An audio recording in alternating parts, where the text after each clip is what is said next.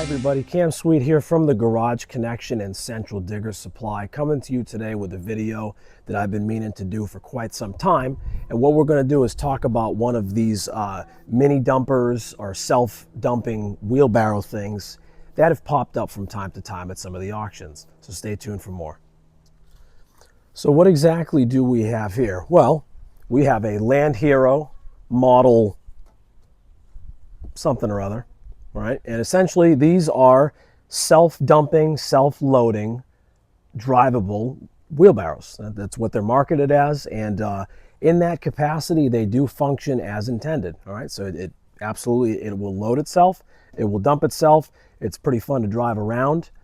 It's rather stable. It's not too jumpy, and overall, I've been pretty happy with this unit. So the first thing we'll do, we'll talk about the drive system and the engine and stuff like that. This plate right here is obviously the little sulky for you to ride, or whatever they call it. So we'll go ahead and drop this down, and it reveals the powerhouse of this unit. Now this is not a 420 Ratto engine. This is a 212 Ratto engine, also available at Harbor Freight. And might I add, the ones at Harbor Freight have a very distinct feature that this one does not have, and that is electric start.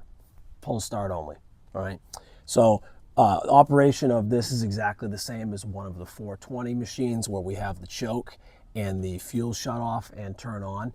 The difference being that this has a automatic throttle or automatic governor, where you can make adjustments, but it springs back to where it also is a switch on this side that turns the engine on or off. That's very important to remember when you're on your 10th pull and the thing doesn't start. You may want to check that switch.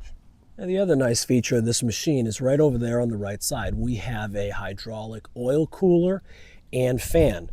Now wait a minute, I said it wasn't electric start, so how does it have the capacity to run the hydraulic cooler and the fan? Well, it all runs off of the magneto inside the engine. So this unit is not one to go adding accessories to, because it already has a decent demand on its electrical grid. Now taking a look at the chassis components, this does not use the standard mini excavator and mini skid steer idler wheels. Okay, this is, I would say it's in its own league, but in reality, this shares many of the components with the QS12R or the very, very early MMS machines. So this has a significantly smaller idler wheels and drive pulley than any of the mini excavators that I've seen for sale lately. So what I'll do, I'll fire this machine up and I'll run the scoop up and down and the bucket up and down so you can see, or the dumper here up and down, so you can see how it all functions and the heights that it's able to achieve.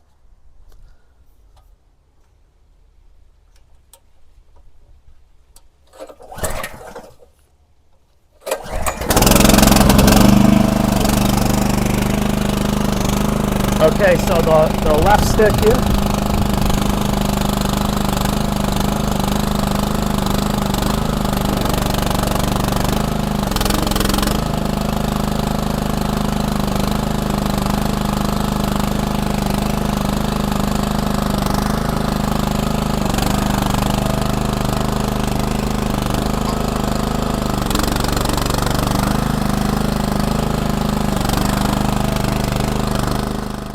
So taking a look underneath this machine, there really aren't any surprises as far as how everything's laid out. We have the dump cylinder here, we have a hydraulic tank with a fill cap, and then we have the 2-pump setup that many of the mini excavators, mini skid steers run, and it's just direct coupled to the engine.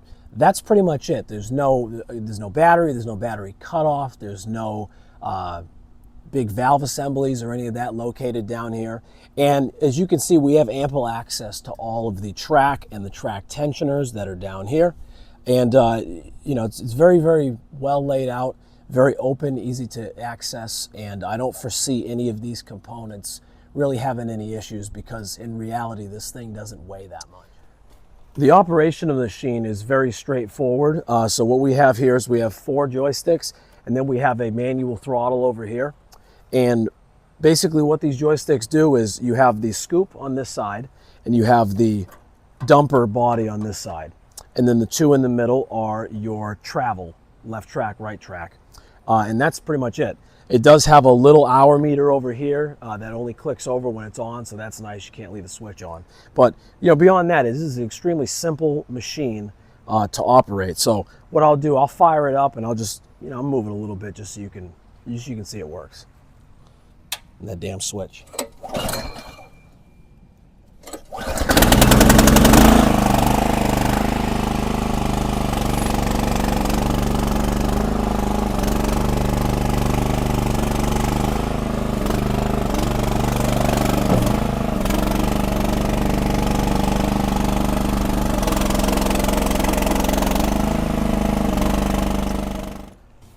So kind of the gimmick with this machine is the self-loading feature. A lot of people have talked down on that. Oh, it doesn't pick up that much stuff, or it'd be faster with a shovel. I'm gonna tell you right now, it's not faster with a shovel, I can promise you that. The self-loading feature is nice if you had mulch, soil, something that was maybe sand, something that was smaller, not big rocks, not stumps, not any of that stuff. That scooper is not going to last very long. It really is rather thin. But if you're just simply moving material that is not going to otherwise destroy the scooper, it's going to work just fine for you. You run into the pile, you scoop it up in there, you can get probably 5 or 6 scoops into this bucket, and then take it and do what you got to do and come on back. It's not going to win any speeding contests, right?